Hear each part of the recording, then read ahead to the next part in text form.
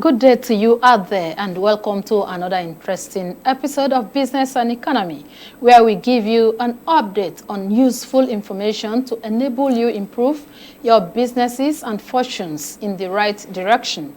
We also interact with you on youth empowerment and economic development.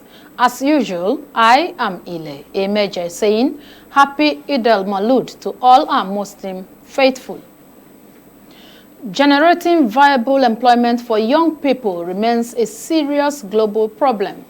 The development is particularly worrisome in sub-Saharan Africa, where some 600 million people are currently under the age of 25. Many still do not have access to quality and reliable economic opportunities, either through formal and informal employment. The economic and social costs of this challenge are too high. In view of the above, many development analysts have argued that it is time for the global youth jobs movement to take its work to a new level, a level that will create new economic opportunities for millions of young people. The challenges of youth underemployment and low productivity, as well as wrong practices in self-employment, are multifaceted. Solutions require a holistic approach at the level of individual young people, at the level of collaborating organizations, and at the level of government leadership, so as to create enabling environments and remove obstacles to youth employment, entrepreneurship, and productivity. Meanwhile, the future of any economy is dependent on the viability and the skills of its youth. Unfortunately, the youth have been so poorly excluded from governance of some countries in Africa and developing world. In today's episode of the program, we shall be examining inclusive youth-friendly economy, and my guest is an entrepreneur, Mr. Mona Audu, joining us after the business news. We'll be right back. Declaring open the retreat for journalists and civil society organizations, Statistician General of the Federation and Chief Executive Officer of the National Bureau of Statistics (NBS), Prince Adeniyi Adeniran, emphasized on fair and objective reporting of statistical figures for an enhanced decision-making and development. Our actions and output must be seen to be objective, honest, and reflective of the true circumstances of the situation at hand. We must also seek for ways of individually and collectively enhance our capacities to analyze and interpret the indicators and the numbers produced by not only NBS but the entire Nigerian statistical system. Not just to quote what we have written verbatim in your report, but also to report them in ways and manner by which the public can understand them. In so doing, we will facilitate better communication and reporting of the indicators and their meaning to the general public and all users of the data, as well as cultivate an interest in statistics within our society. The Statistician General reiterated on adequate collaboration between the NBS and the media for national interest. But more about how we can strengthen our working relationship and enhance it for better effectiveness and results. I believe that this is exactly what this retreat is designed to achieve in the next few days. Since we have established the fact that we must work together, the question now is, how do we work together? Or how do we work better together? For us to do so adequately and effectively, there is a need to first understand all the stages involved in our data production processes. This includes having a good knowledge of our survey design, of our collection methods, the way we analyze our data, as well as dissemination strategy. Earlier in his welcome address, Director of Communications and Public Affairs Department of the MBS, Mr. Joel Ichedi, explained the need for the retreat. This is very important given the fact that statistics is used by both private and public sectors and individuals in decision making.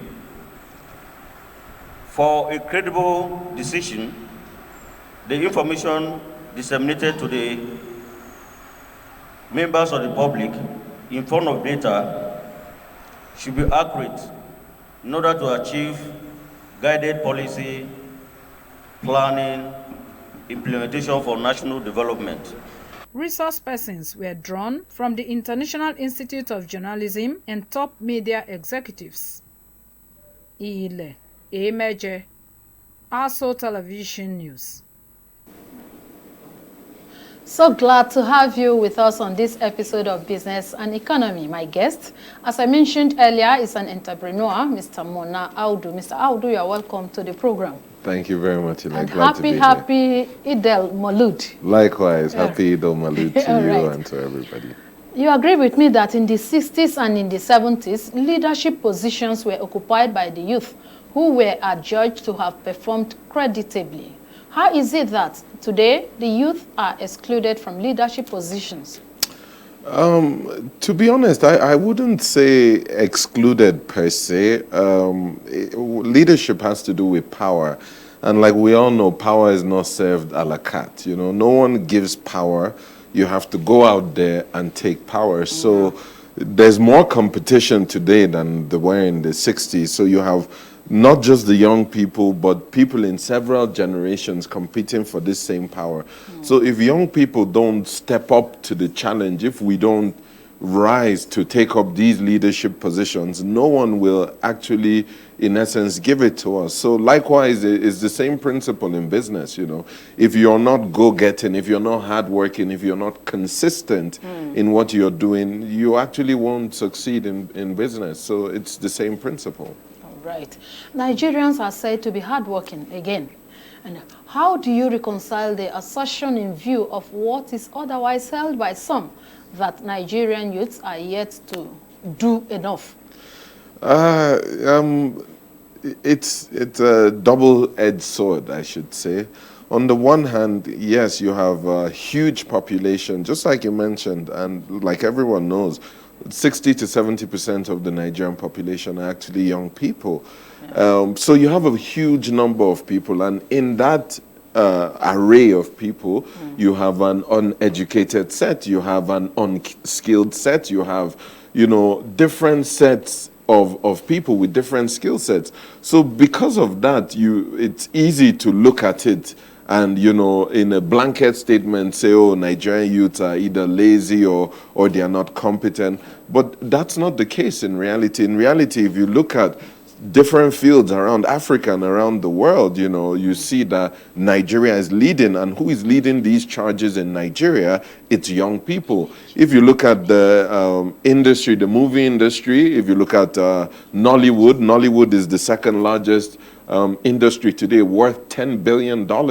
And only second to Hollywood. If you look at financial technology, fintech, think companies like OPay, Interswitch, you know, they are the #1 companies in their field in Africa. There are 7 unicorn companies known as unicorn companies, and all worth at least a minimum of $1 billion.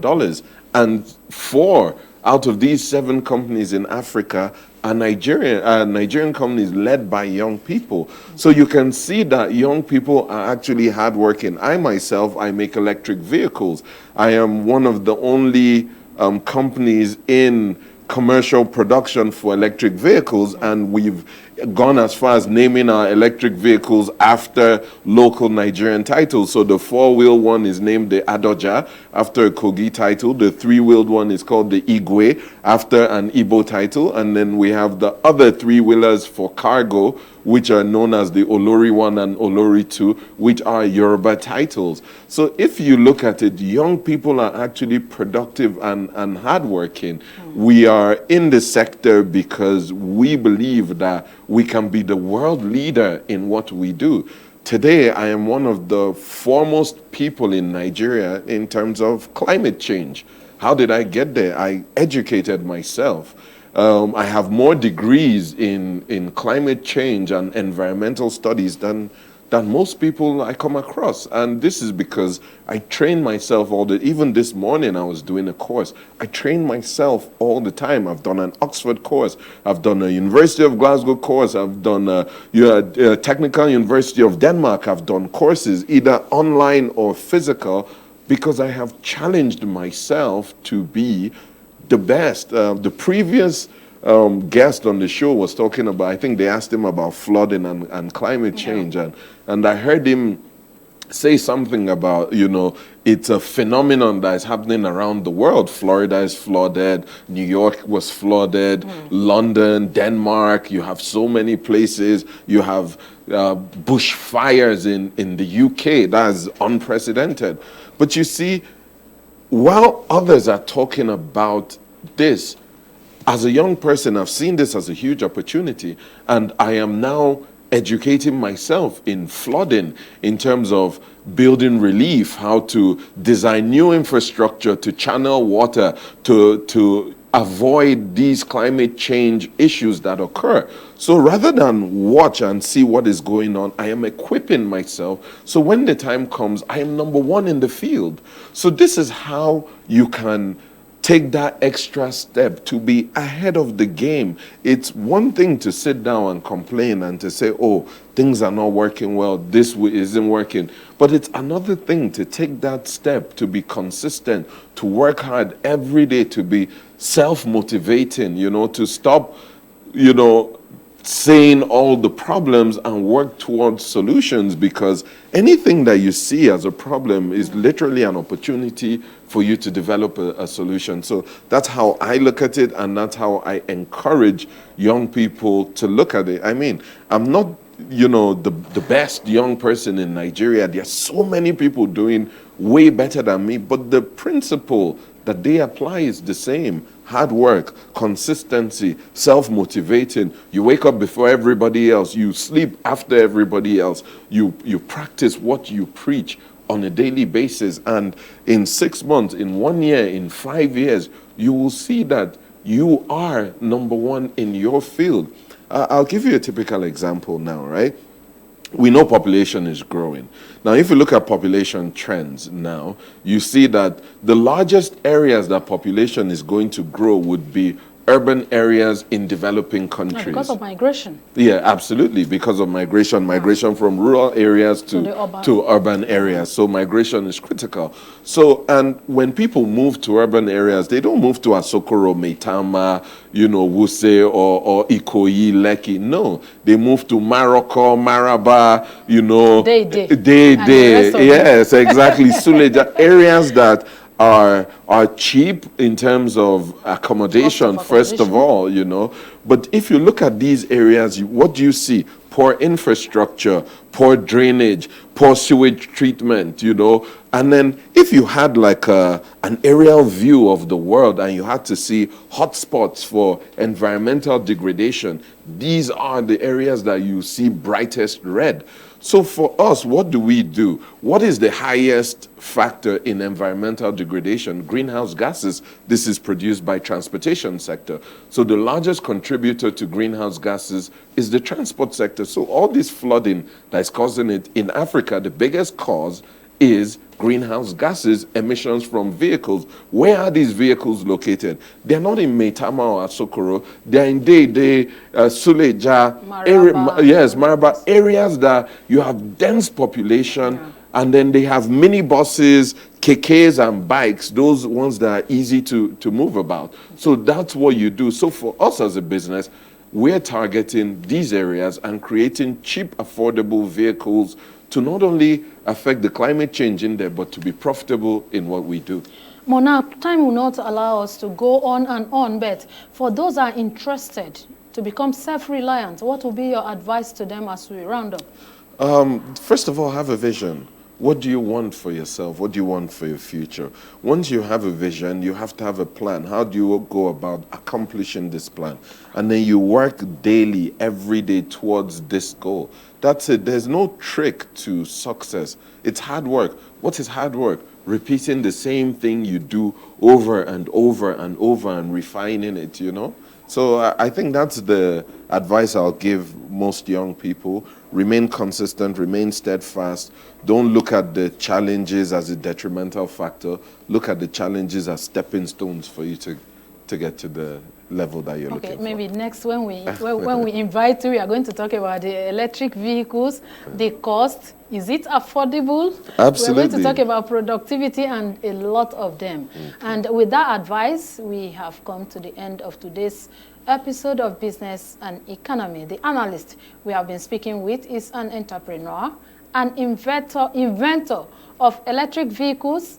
Since man is said to be a political animal, he belongs to a political party. And Mr. Audu is also the son of the late former governor of Kogi State, Prince Abubakar Audu. We sincerely appreciate your time on the program. Thank you. I'm glad to be here. And to you out there, our esteemed viewers and listeners, we thank you so much for your time with us today on Business and Economy. Once again, happy Eid el Maulud and have a nice week. Thank you so much.